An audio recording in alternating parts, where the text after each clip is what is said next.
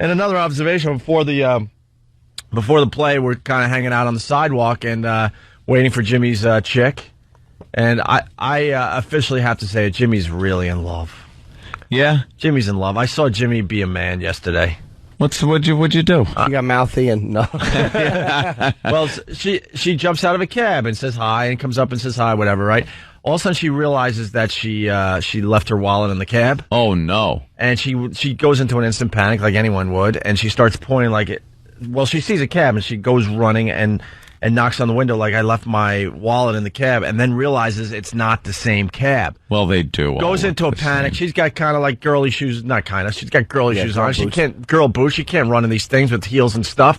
So she looks at Jimmy like, my wallet, it's in that cab. And she points to a cab that honestly is 50 yards up the road, and the light's turning green. Dun, dun, dun, dun, dun, dun. Jimmy just slow motion. Dude, I got it, sweetheart. You weren't even there. You described it perfectly. Jimmy didn't even think. It was like his girl, her wallet. He needs to get that wallet, and he takes off. And then I watched the whole thing go down. You actually stop like, oh, man, there's no way I'm doing this. Like, because the cab is going through a green. Oh, no, so you kind of stop a little bit? He stops for a second. But then he thought about it a little more. He thought for a second and said, F it. I'm going for it, all man. Of a sudden, I see him running, like, across 2 lanes of traffic. It's a green light. It's like cars are zooming in and out. And there's Jimmy. Like, he talks about this Go, Jimmy, go! He talks about this stupid foot of his that he can't do anything. I ask him to walk home. We walk home every once in a while, but half the time he can't because he has this dumb foot problem. And there was no foot problem yesterday. He had to take care of his girl, man. He's just hauling. It's Times Square, too. You know how that gets. Yeah. And also, I'm like, no way. We're all watching in amazement. And then he, like, disappears.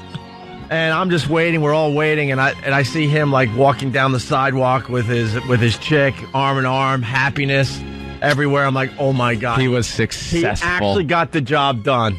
Yeah, I wound up. It was. You know what helped me back was the fact that it was one of those stupid cabs in New York here. They have painted the back like multicolors, like little flowery things. And there was only a couple on the street, the cabs that were like that, and she had gotten out of one, so I was able to not need to look in like 3 or 4 cabs in a row. And I bolted across, it was between 8th Avenue and Broadway, so went over Broadway, and between Broadway and 7th is not that long. So he started to go through the second light, and he slowed down at the...